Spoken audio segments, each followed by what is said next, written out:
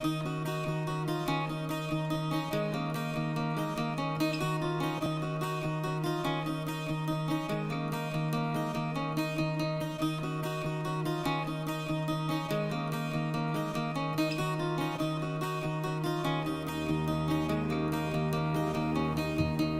is a reconstruction of an Iron Age crannog. Crannogs are artificial islands that people built in the lochs of Scotland to live on.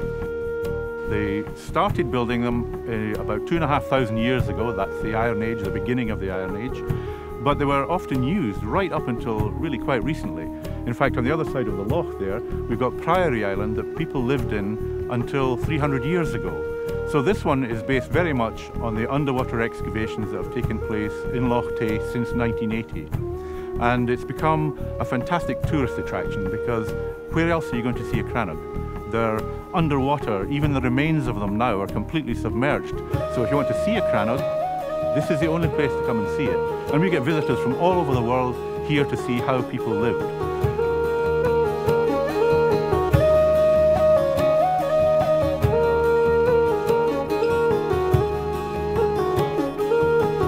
We've been using the Crannog as a venue since the very first year of the festival, and in fact I did the first couple of shows myself, and it's a fantastic feeling sitting around this fire, singing to this small group of people, and it's a very unique atmosphere. You kind of feel like you're connecting with the past.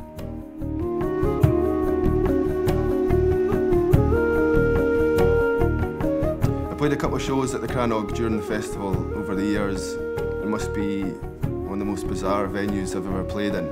Normally if you're on stage, people will be looking up to you, but in the Crannog, yeah, it's quite informal and relaxed. You sit around the fire, so I'd imagine for an audience member, it must be a very special experience.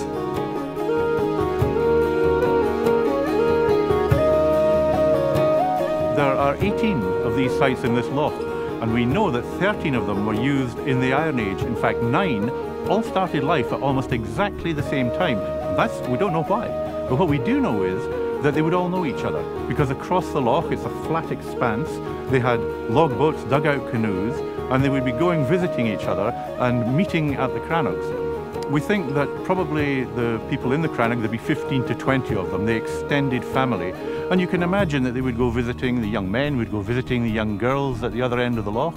Their folks would come down here and so on. And there must have been tremendous get-togethers.